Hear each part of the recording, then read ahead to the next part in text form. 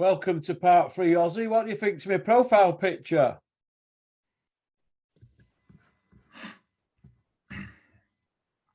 Ozzy. Yeah.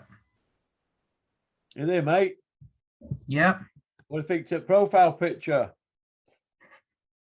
Yeah. Bit different. It's Steffi Bulls, mate. Is it? Vito. Right. Bit different, that's for sure. Vito out at Sopranos, isn't it? Yeah, certainly different, that's for sure. With Steffi's, mate. Well, I thought we'd have a bit of a laugh, wouldn't we? Katie Taylor, what next for her, Ozzy? Probably a big fight in Ireland in it next year. Realistically, probably going to be Amanda Serrano rematch. If not, I'd like to see her fight Chantel Cameron. But yeah, she's coming into like the final stages of her career now. So yeah, it'll be, she wants that big fight, Croke Park, Dublin, 60,000 people, whatever it'll be, fully deserved. And yeah, I think it'll be the Serrano rematch. Do you think Natasha Jonas could be in the mix for fighting her again? No, mate, no. Not with the clear dislike between Gallagher and Hearn. And if they can't make that Harper rematch, I can't see him then making a fight against Katie Taylor. And again, she's up at 154. It's difficult, she'll be taking off, like 20, what is it? Yeah, just under 20 pounds, 135 to 154. Katie's 140, isn't she? No, 135, lightweight. 35, yeah, they could move her up to 140, couldn't they? But there's no belts on line then, so there's no point. Well, they could fight at 154 and have a catch weight at 145, couldn't they, somehow? Yeah, I can't see that. I think if, it's going to be on Taylor's terms, isn't it? So... Yeah, they've done everything they can to keep her, haven't they? Yeah, they have. Yeah. She's been one of the most active fighters going for years now. So, yeah, she fought again twice this year. Look, it'll be the Serrano rematch. They're already talking about it. It'll be the Serrano rematch at lightweight again. Yeah. The Johnny Nelson turnaround from company man to full-on rogue, he's gone other way, hasn't he? What's happened to Johnny? It doesn't work for Matchroom and represent him anymore, does he? That's why he's gone rogue. So he'll just say it is against him, whereas previously he would be really supportive because ultimately Matchroom the exclusive promoter to Sky. Now they're not. He'll big up everything that Boxer does and criticize, other things that Matchroom have done, particularly I think in the way they left. And did Nelson probably expect a deal on DAZN? Possibly. Didn't happen. Might be a bit bitter, so he'll just be overly critical of stuff they do. Yeah, it's going to be interesting to see what happens there. But like I said, we're looking at a few Johnny interviews yesterday, and I was thinking, God, is Johnny Nelson all of a sudden talking sense? Yeah, it's amazing, isn't it, when you're not dictated to by a body or somebody you work with, how it can sway your opinion. Well, they've all gone like that as well, haven't they? The Gad, he seems to have gone anti-Hearn. He's gone full on rogue. Yeah, they have. It's interesting. Very interesting. Seeing all these Spencer Oliver, he's another one that's gone anti-Hearn, isn't he? Yeah, big time. Yeah, I think the Ben thing has ruffled a lot of feathers, to be honest. Yeah, I think it has as well. Looking at it from outside, they've all got the knickers in a twist over. Yeah, I think they're annoyed in the way they're trying to defend drug cheats, basically. Well, Coogan, Darren Barker, and that little set around there all seem to be Team Ben, don't they? Tony Bellew, Chris. Yeah. They've all come out saying, well, let's wait, see what the findings are. Well, the findings are 2 failed drug tests and also 2 B samples that have not been applied for. Yeah. Why is that? Well, when Liam Cameron failed for cocaine, Dennis says, right, you get your B sample sorted. You know what I mean? And it obviously, I think Liam's come back same.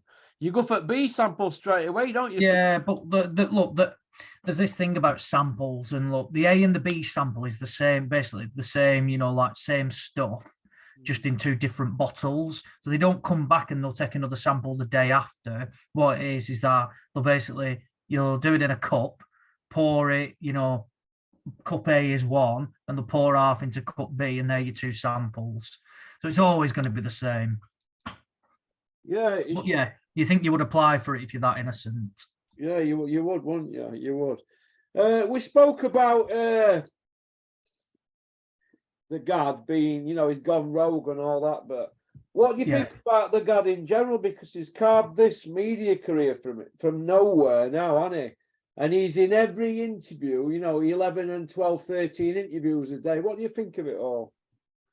I don't really care. I mean, the one thing he is a qualified journalist and has been, covering, like focusing pretty much on boxing and MMA for the Telegraph for years now. So he's not just popped out the blue. One thing he does get a lot more of now is, gets a lot more, time on TV, YouTube, does a show on TalkSport as well. So yeah, look, he's a character, isn't he? And whatever we think about him, he seems to get gigs everywhere. I would say that, look, I'll be critical of him, but 9 times out of 10, he makes fairly decent points. Yeah, he's not stupid. He's watched a lot of boxing, for him to form a view. Do I like everything he says and does and the way he acts? No. Do I respect some of his opinions? Yeah. And yeah, he's one of them now. He's carved out that career, and fair play to him. You think he's a little bit weak at the knees when he's in Fury's company? Yeah, of course he is. Yeah, but he's not the first, and he won't be the last either. Yeah. All right. Well, we couldn't cope without the Gad, could we really, Oz?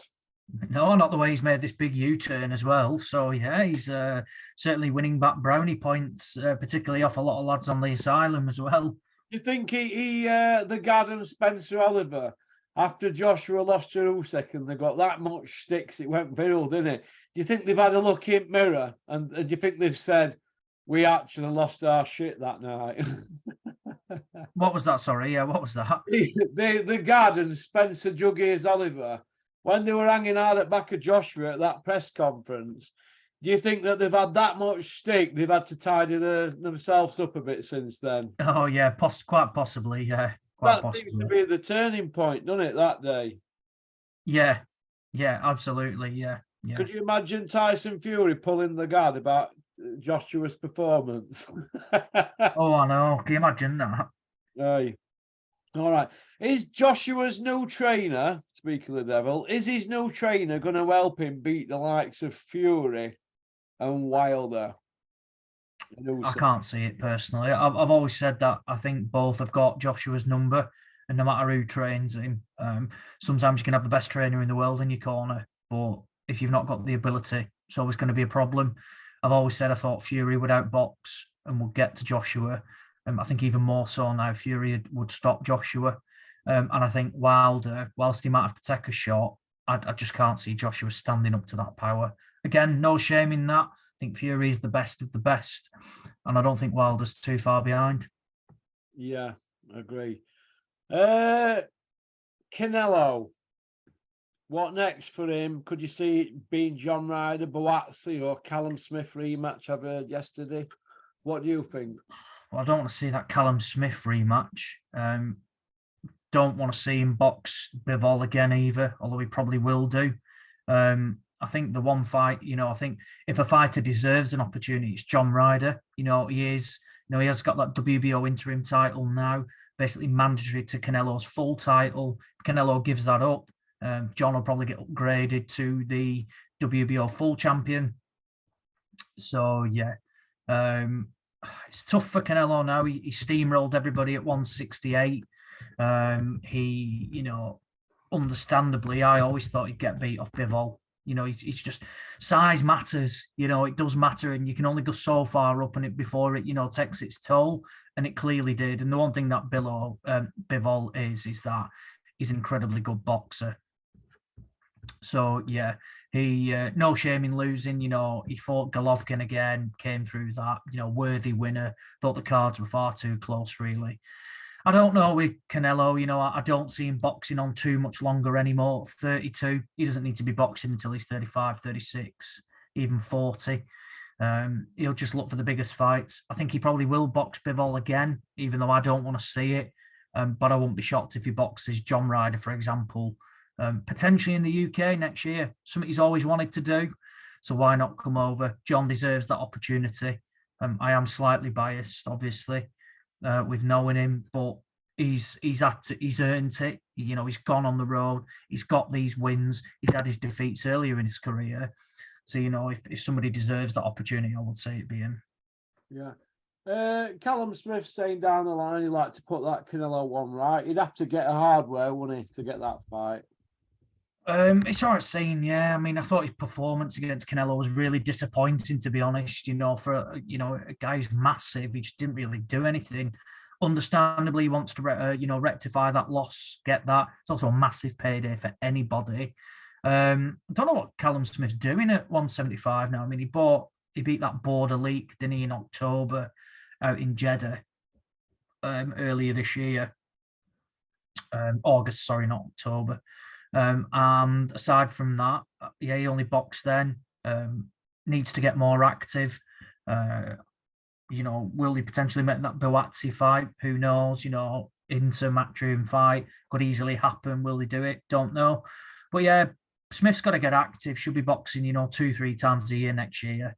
But he's earned a fortune, so is his heart fully in it? 11 million in the Groves fight. Exactly. And the Canelo fight, 11 million. So yeah, look, he's earned a fortune, and good on him. You know, like anyone who can make money out of boxing, fair play to him. But yeah, I don't know what they're going to do with him, but we'll wait and see. Martin Bacolio's, is he now being treated like Luis Ortiz was back in the day when he signed with Earn? I don't know really, but they seem like they get opportunities and stuff like that, but like they always seem to, like something always holds it up, when they want the fights over here. So the Hrgovic fight is something that I would like to see actually. Yeah. But then it's been held up a couple of times, in terms of, money and stuff like that. He got a great win against Tony Oka, battered Tony Oka actually. So yeah, I don't know what they're going to do. I wouldn't put him on the same level as Ortiz. That'd be a good fight actually, potentially. But what Bacoli's going to have to do is he's very much going to be an away corner fighter. Hearn tried to promote him, and let's have it right, he stumped the place out. He laboured to a victory against Sergey Kuzmin. Yeah. Something like, disappointing performance, if anything. So yeah, he got that. He boxed, I think, once last year, beat Yoka. Who knows? But I think he's ranked WBA 2 now.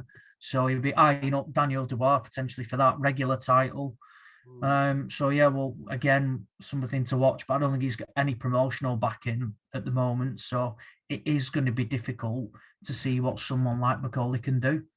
Well, why not did it get Bacoli out on IFL? Get him out there. It's like all these big... I think he has just done a couple of interviews, actually. I've seen him dressed up as like M. Bison out at Nintendo. Did you see him? Oh, yeah, dressed as like in that red suit and stuff with hat on. Yeah. Yeah. I didn't know what that were about, but apparently... No, neither do I. I think he got some award back at home. He was strutting about his area dressed like that, apparently. Yeah, he was. That'll have got to be Billy Nelson's idea, that. He's guilty on that one. Yeah, he's been quiet, Billy Nelson, actually. You'd think he'd be piping up, wouldn't he? He ain't got no energy now, he's skinny. I know, yeah. Yeah, he looks good for it. Fair play to him. Well, can Johnny Fisher win a British title, or is he just a gimmick that does tickets? And No, of course he can. Absolutely. Yeah, he can. Yeah, absolutely. He's better than... He'll win a British title comfortably. You can manoeuvre your way to the British title, no problem.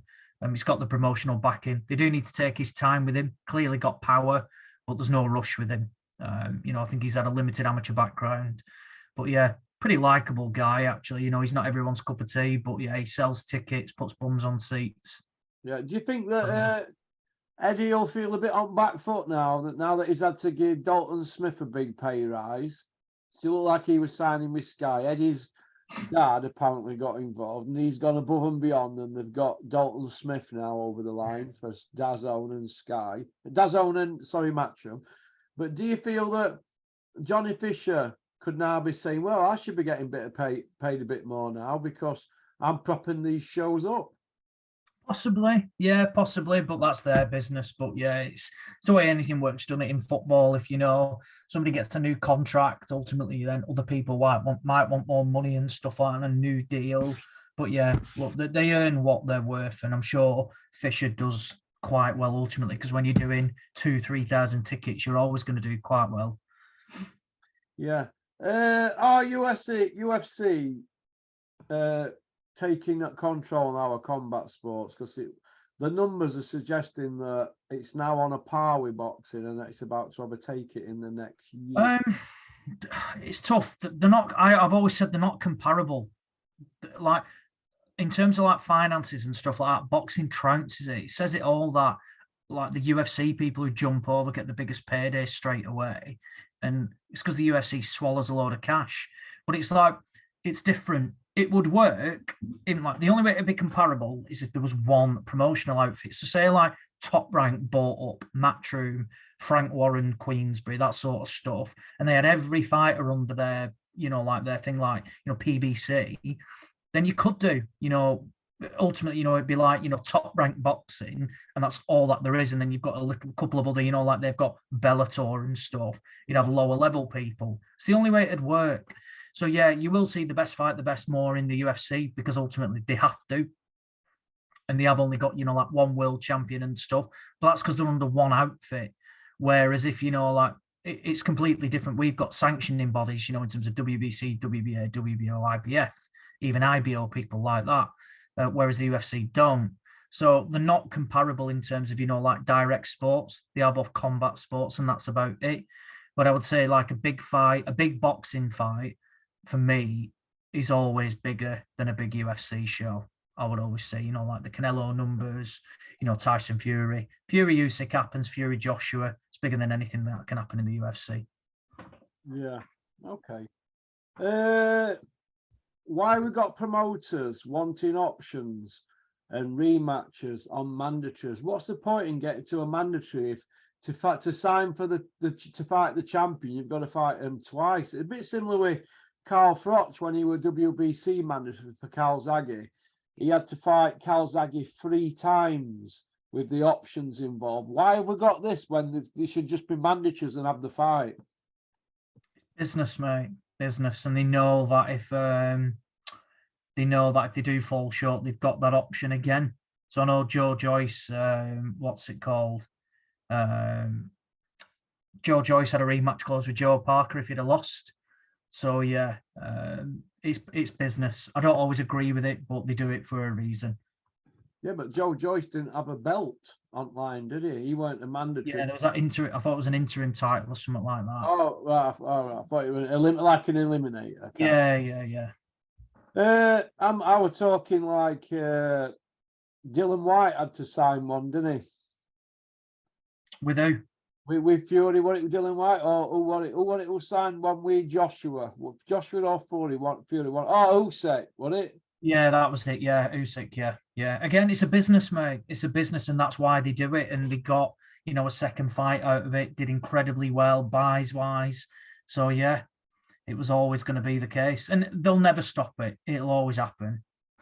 Yeah. All right. What's happened to Bunce lately? He seems to have gone from like a tiger with boxing questions and being on the ball to just not saying a word about things. And he's got people on hook in interviews. I don't see him going hard on people anymore. Maybe he's mellowed a little bit. Maybe he's mellowed. But yeah, he is what he is, Bunce, and I'm not his biggest fan in all honesty. I think he's certainly knowledgeable, but I think he's quite disrespectful in the way he speaks to some people as well who've got different opinions to him. He'll never change from that. It's ultimately because he is quite big-headed. He knows he's knowledgeable, but it doesn't mean he's always right. But yeah, he has gone quieter. But then there hasn't been as much boxing on telly, for the stuff he works on. Like the bigger shows where he covers it for the BBC and BT and stuff. It has been a quieter period, given, it's been the run up to Christmas and stuff like that. He'll be back on the screens, no doubt, early next year. Okay. Has the EIS been a success for the Hearns, McCrackens, or Joshua as a whole in boxing? What's that at Sheffield place? Yeah. Who's done well at the EIS, would you say? I think a lot of the people, Rob McCracken, head trainer at GB, so obviously done well, can use it as a base. It's created a lot of talented fighters, not just Joshua and people like that. I think anyone who gets access to those facilities benefits from it. The people who turned over, the majority of them are talented people. So yeah, I would say it's definitely a success for not just one particular person, but for all involved, the majority involved. Would you feel, Ozzy, that it's been a conveyor belt for Matchroom more than anybody else? Yeah, I would say so. Yeah, but it was only like that years ago when a lot of Olympians turned over and signed with Queensberry and Frank Warren. It's not new news. It happens all the time. They'll follow suit. A couple of them, whereas sometimes the majority might go to Matchroom. A couple will go to Sky now. Sky picked up a few of their Olympians. DAZN did it. I don't think Warren signed any this time round. But when they turn over again, it happens. They just go in different directions, don't they? Yeah. Does Fraser Clark win a British title, or did he stay amateur too long? Because he's 32 next birthday, isn't he? And he's 3-0. Possibly, yeah, possibly. But, I think they need to match him better, to say the least, because they can't be, they've got to match him like Joe Joyce, I think. 31 he is. Quite a likeable character is Clark. So, yeah, look, I think he's admitted himself he's boxed opponents that he didn't want to, but it's because people want tech fights. He should be eyeing up British titles next year as a bare minimum, and I don't mean back end of next year either. I think he can arguably look at doing an 8 or a 10 rounder, potentially in February time, and then April-ish try and look for that British title shot against Fabio Wardley. All right. What next for Shannon Courtney, Ozzy? Oh, I don't know, mate, and I honestly don't care. She's a fighter I've no interest in whatsoever. Self-entitled, thinks she's better than she is, and she's bang average. How's Fitzy doing? I've seen a comment from Steve Wood actually saying he's up and down, but more down at the moment than up. Again, I'll probably say his career's done, and it's a real shame. Talented fighter, but you've just got to wish him well and hope he can recover. What did he end up, about 18-0 or something? I think so, yeah. Yeah, something like that. British title wins, good wins over Fowler, Ted Cheeseman. Did well with Michael Jennings, but he's obviously got personal issues outside the ring, which are clearly a detriment to his career. So, yeah, just got to wish him well. How's Michael Jennings doing? All right?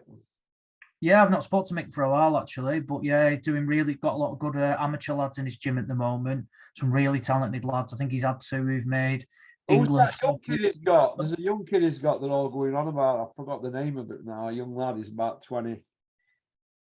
Not sure. I've not seen that. I think he's most like he's got a few. I don't know who he's got at the gym. I think they come and go as such. But it's got Mark Jeffers at the moment. Yeah. Talented lad. Does a lot of tickets. Certainly got ability.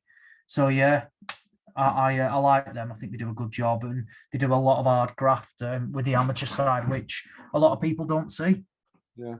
What do you think to Kell Brook against Beefy and Eubank winner on Sky? Kell Brook against the Beefy and Eubank winner in May, apparently. What do you think to that? What, Brook against the winner of who? Sorry. Probably Brook Eubank, innit, or Brook Smith. It'll be in summer. Doesn't need to happen. Kell Brook should just stay retired.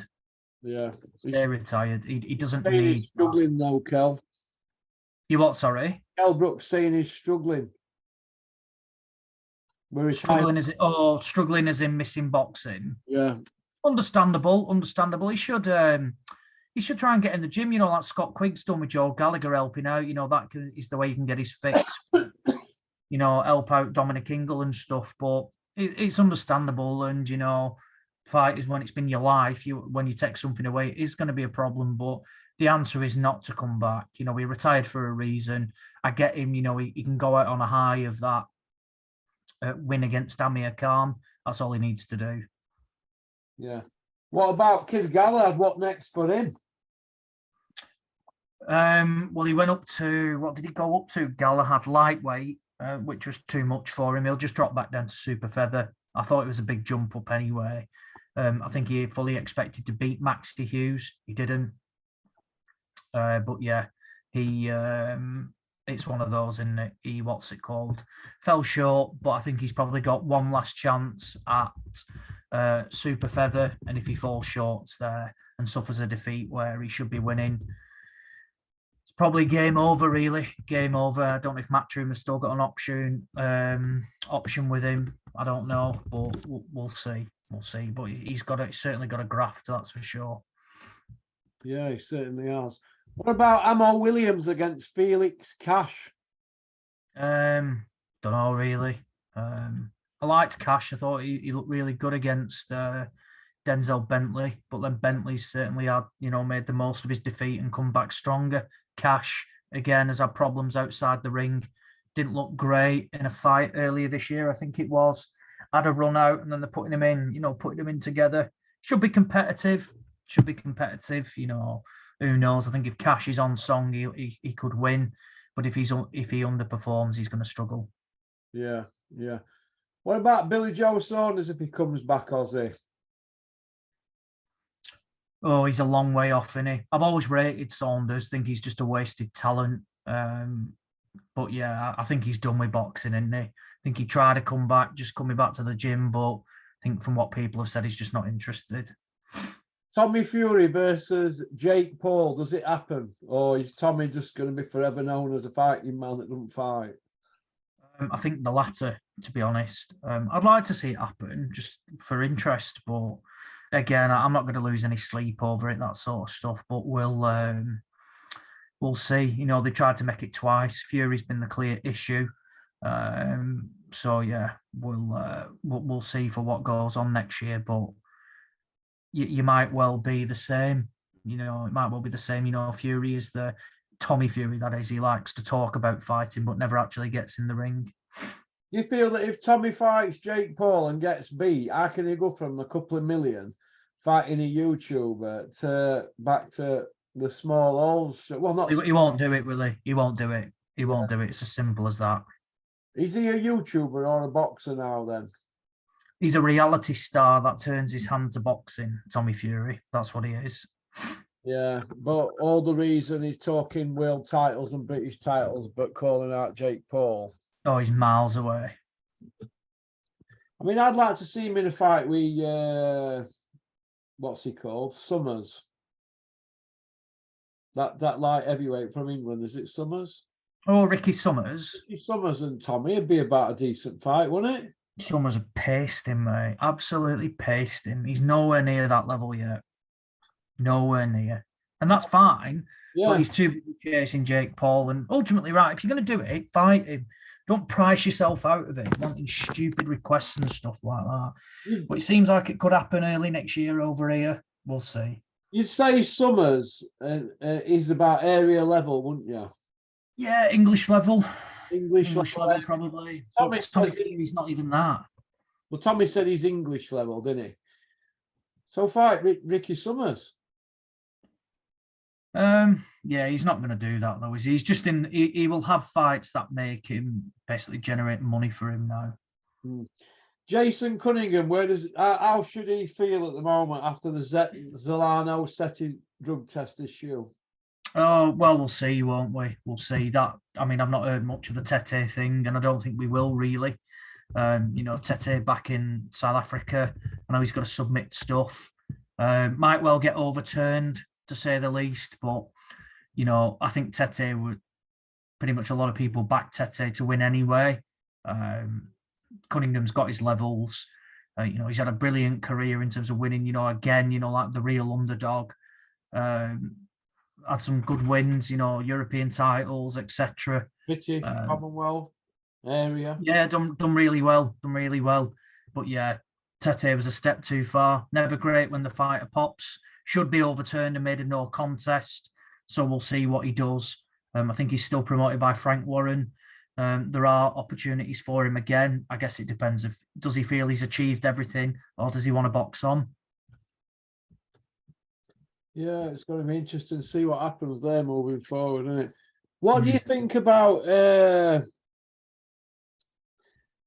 the emergence of what's his name now? I forgot the I forgot his name. The light heavyweight kid, silver medal. Whitaker, is it? Ben Whitaker? Oh, not much really. I've not seen a lot of him. I think he got a bad injury, didn't he? So yeah, it is what it is. Sky invested a lot of money in him, so they'll look to build him back up next year. Clearly talented, got a personality that not everybody likes, but that is boxing, and you need to be different at times. Yeah, I see where you're coming from. That's about it, really, Elsie. What you got planned for the rest of Christmas? Darts will be on the TV. We're speaking to Smido about some bets for the darts, that sort of stuff. Chilling out, and then back to work properly this time next week.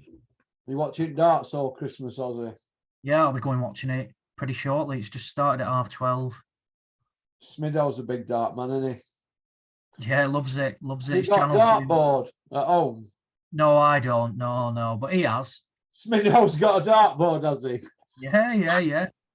Can you imagine him at home with his really thick darts, like John Lowe? Yeah. Like torpedoes, weren't the John Lowe darts? Yeah. Old Stoneface from Chesterfield. Does he go to darts much, John Lowe, to hand trophies out? Oh, I've not a clue, mate. I have no idea.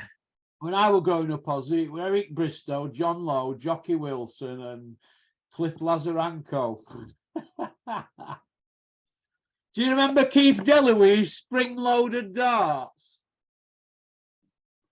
Oh, sorry. No, well, mate, they were a bit before my time. Della, Lowe, etc. That sort of stuff. Well, I remember when I went up to Comprehensive in '83, I had a dartboard and that, and my mates used to come around and play in my garage at home with dartboard. And then Keith Della won it, didn't he, with spring-loaded. Then all my mates were coming around with Keith Della darts. What are you doing? Yeah. We're at John Lowe house here, mate. Two in a bed, because third one would never fit in, would it? Right, I'm going to go off an Ozzy, but listen, 3 videos from the legendary Ozzy Smith. Good man. What's the world coming to, eh? I'll leave you to watch the darts then. Yeah, mate. Good man. You take care, Ozzy. Thanks for coming on, and have a great new year. You too. See you later. Okay, bye-bye. Bye-bye. Well, that was Ozzy Smith, a.k.a. the Ozinator. Nice to have Ozzy on. Well, it's 1 o'clock, 27th of December. Let's get these uploaded, and then we'll just wait for YouTube to clear them. Okie dokie. That's about it. Peace out. Keep on trucking, keep supporting boxing. Don't have nightmares. A big shout out to Welcome Estates and Spartan Demolition. Booyaka!